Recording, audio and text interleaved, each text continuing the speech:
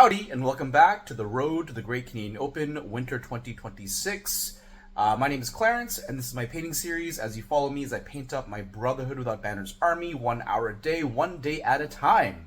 So we are done our Brotherhood Sword Knights, and I'm going to take an army shot of my three trays, and talk about what's going to happen next. So I'm in a quandary because to build a competitive list, I feel like the Barrack list is good.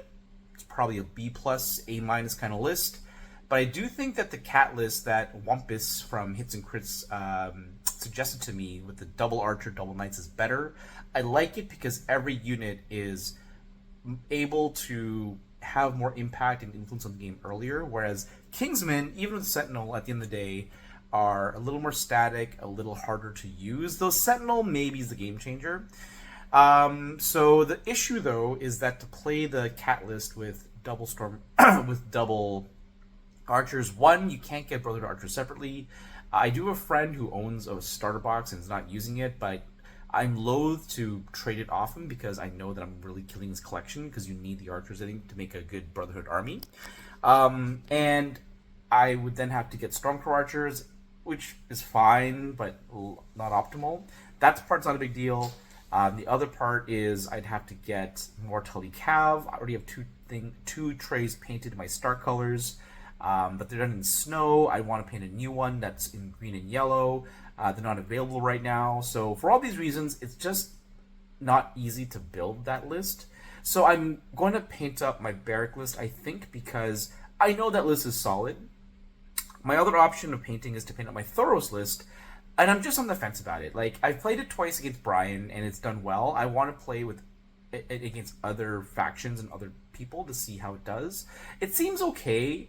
I don't like that it only really has two active pieces, being the archers and the knights. There's 3 blocks of infantry. Even a fiery charge, I just don't feel like it has mobility to really make an impact, or the range to make an impact, but maybe fiery charge is good enough. And the cat aspect is good too. The variation I think might be better is to have double archers, so Brotherhood archers, Rawler Lightbringers, Zorse Riders to be my teeth, my threats, peasants to be an activation, and then put Thoros in Men-at-Arms. The downside of that list is that the archers are fine. The Cav unit is just questionable because it's not sundering, lightly armored. You know, the knights have always been a sturdy, good choice. So I'm not sure yet. I should really run that list and try it out. So I think I'm going to work on my Barrack list with the double Sentinel, with the Kingsmen, with the Golden Crossbows. So I think that's where we're at right now. Let's take a look at the army, and let's take a look at where we're going to go next. So this is how the army looks right now. I've got 3 trays fully painted and based, along with 2 attachments, Tom 7 Strings and the Fortune Seeker. Hot Pie should have been done by now as well, but I forgot to put him onto the priming stick when I went to gloss my knights, so he'll have to join the Kingsmen. So yeah, just, about almost 30 days into the project, give or take, I guess. How many days was I on vacation? About 7. So this is about 23 hours worth of work roughly, and I'm pretty happy. So on to the next thing, which is going to be the Kingsman. Let's take a look. So here are the really cool looking Kingsmen, and it's a big sacrifice for me to paint this unit up in my Brotherhood colors because I actually own the Baratheons as well, and this is my only unit, so I'm kind of giving them up for my Brotherhood. But honestly, I'm pretty excited about Brotherhood right now. I don't play my Baratheons as much, so I'm okay donating to the cause.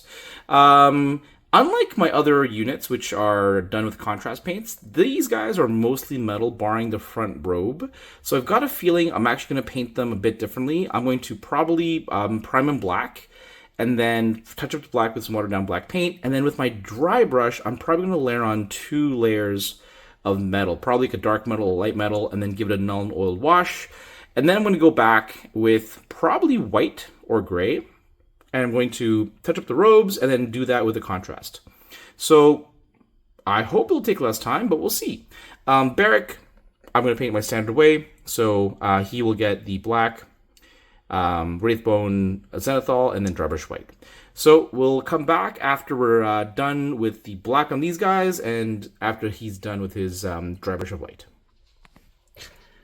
Half an hour later, we are back. So we went out and we primed all the models black, came back in, and then we took some watered down Abaddon black and we went into all the cracks and crevices of these Kingsmen. There's actually a lot of spots that were missed by the primer, even though I went upside down and went from all angles. So that took a chunk of time, and then I went back out with Wraithbone Spray for Barrack for the Zenithal, and then I went back with the Drybush of White as well. So he'll be done, he'll be later. I got about half an hour left. I'm going to start with a heavy Drybush of a dark metal all over these models. So my goal with the last half hour is to do a double Drybush. So Drybush with a dark metal, Drybush with a light metal, and depending on the time, maybe we'll do a non-oil wash and see where we're at. Alright folks, be back after half an hour or so. 10 minutes later, we are back. We put on a heavy Drybush of dark gunmetal from the Vallejo line, so they're now nice and gritty. I didn't wipe off most of the paint. I did wipe off a little bit, so it's a very loose and heavy Drybush. It took only 10 minutes, so I'm actually pretty optimistic that we can get a light metal Drybush on and maybe a non-oil wash. So we'll come back after the light metal Drybush and see how it looks. Oh, I forgot to check the time. It is actually 10 minutes. Nice. So 10 minutes later, I got the second Drybush down. This is speed metal from Vallejo, I believe. I'll double check and bring it up later. So it's also a heavyish Drybush. I tried a light Drybush, but the paint was so watery that it didn't Drybush very well. So I did a heavier Drybush, but I still like the way it looks. You still see the deeper spots of the armor between the chainmail, etc., etc. I was originally going to go with the black wash, but I kind of like the look as it is, and I think I might leave the metal there. And then I'm now going to do the robe. So I've painted for 50 minutes. I think we're going to call it a day here because the next step is the robes and it's going to take way too long. What I might do in the last 10 minutes is I might reapply white to this banner shaft and the banner itself because I do intend to go over the cloth details with contrast paints. So here's after 2 Drybushes of metal, dark and light, and we're going to last spend 10 minutes on this banner pole. So see you in 10 minutes, folks. Be right back. And we are back and we are done for the day. So painting white on the banner shaft and the banner itself took about 5 minutes or so. So about 55 minutes of input in today. Pretty good progress. Got everything primed up, got everything touched up, got double Drybush in, banner's done. I think the goal for tomorrow's session is going to be to do all the robes. Now the robes I'm going to have to be meticulous with. I'm also going to have to paint perhaps gloves, perhaps there are straps. So that, because I have to actually be careful, might take the whole hour.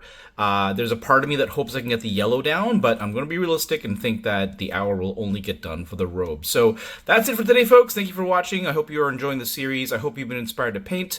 I hope you see the progress that you can get if you work at it every day. I know it's hard. Everyone's got work, lives, jobs, kids, other hobbies, etc. But if painting's important to you, if painting is important to the hobby, if you think it's important for the hobby, we all need to, I think, get together and just put more paint on models to make this game look better on the battlefield. So thanks for watching, folks. Keep the faith. See you next time. Bye-bye.